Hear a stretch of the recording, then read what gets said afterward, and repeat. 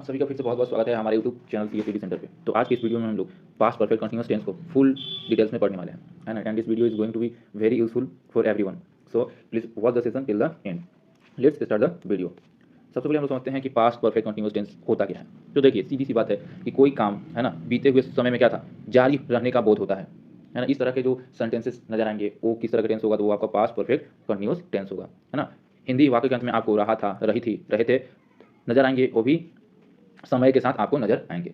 तो चलिए एग्जांपल से समझने की कोशिश करते हैं, है ना। वह 2 घंटे से स्टेज पर गाना गा रही थी। इस वाक्य से ही पता चल रहा है कि पास में यह काम क्या हो रहा था। तो यहाँ पर देखिए, आपको समय भी दिया गया है 2 घंटों से, और लास्ट में आप देख पा रहे हैं राही थी नजर आ रहा है। हम सोमवार से स्कूल जा रहे थे, है ना। समय भी दिया गया है और लास्ट में आप रहे थे नजर आ रहे हैं। ओवरऑल का है, तो इन सभी वाक्यों से यही पता चल रहा है कि कोई काम पास में हो रहा था या जारी था। वे दोनों भाइयों, है ना, वे दोनों भाई 2 घंटे से अपने खेत में पानी दे रहे थे। ठीक है, तो 2 घंटे समय दिया हुआ है, लास्ट में रहे थे भी दिया है। मैं सुबह से पार्क में टहलता रहा था। कब से? सुबह से, लास्ट में।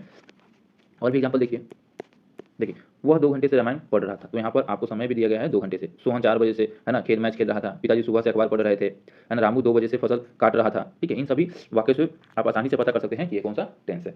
चलिए अब इसके हम लोग रूल्स के बारे में पढ़ते हैं। सबसे पहला रूल, है ना, सभी सब्जेक्ट के साथ आपको किसका यूज करना है, तो आपको हैड बीन का यूज करना है। ठीक है, सब्जेक्ट बता रखा है कि वो होता क्या है ना। और वर्ब का कौन सा फॉर्म यूज करना है, तो वर्ब में आपको आईएनजी लगाना है, यानी आपको V4 यूज करना है।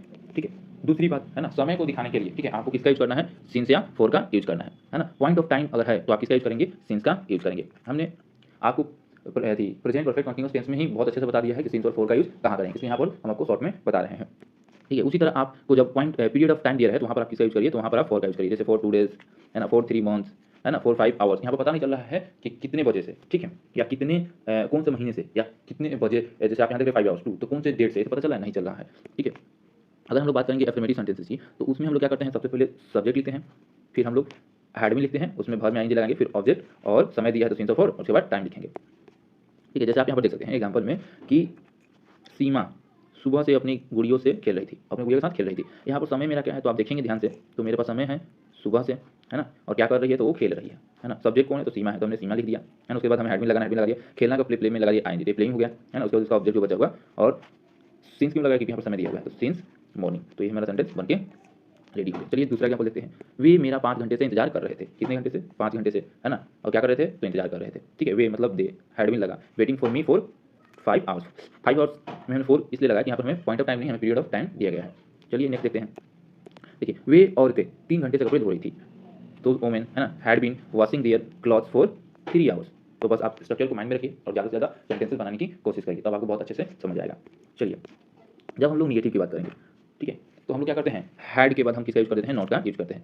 यहाँ आप देख पा रहे हैं कि हमने, हमारा जो स्ट्रक्चर है सेम ही है, लेकिन हमने हैड और बीन के बीच में हम लोग किसका यूज किए हैं, नॉट का। एक यूज करेंगे जब हमारा जो सेंटेंस है वो क्या होगा, निगेटिव हो। चलिए एग्जाम्पल के थ्रू देखते हैं। वे 2 दिन से पढ़ नहीं रहे थे। ठीक है, तो सब्जेक्ट और had not been reading for 2 days, है ना। She had not been reading for 2 days. ठीक है, अब हर जगह देखेंगे तो हमने क्या किया है, हैड और बीन के बीच में हमने किसका यूज किया है, नॉट का यूज किया है ना। तो Rahul had not been teaching me for 2 years. इसका भी सेम चीज़ है कि आप स्ट्रक्चर को देखिए, उसके सेंटेंसेस बनाने की कोशिश करिए। ठीक है, मुझे सोमवार से बुखार नहीं हो रहा था। I had not been suffering from fever since 1 day. ठीक है, चलिए जब हम लोग इसके इंट्रोगेटिव की बात करेंगे, इंट्रोगेटिव सेंटेंसेस की बात करेंगे, तो हमने आपको बताया कि जो इंट्रोगेटिव सेंटेंसेस होते हैं वो कितने तरह के होते हैं, वो आपके 2 तरह के होते हैं। कितने तरह के, 2 तरह के। एक तो पहले होते हैं जो किससे शुरू होते हैं, वो आपके क्या से शुरू होते हैं। जैसे कि अगर आप एग्जाम्पल में देखें तो यहाँ पर देख सकते हैं, देखिए क्या है, ये क्या से शुरू होते हैं। तो इनके लिए हम लोग कौन सा स्ट्रक्चर फॉलो करते हैं, वो देखिए। ऐसे जब हो तो हम क्या करते हैं, हैड को बाहर कर देते हैं। किसको, ये जो हमारा हैड है इसको हम लोग बाहर कर देते हैं। बाकी जो स्ट्रक्चर है सेम है, हैड सब्जेक्ट, उसके बाद बीन वर्ब में आईएनजी लगाना है, ऑब्जेक्ट और सिंस और फॉर लगा के टाइम लगा के क्वेश्चन मार्क लगा देते हैं।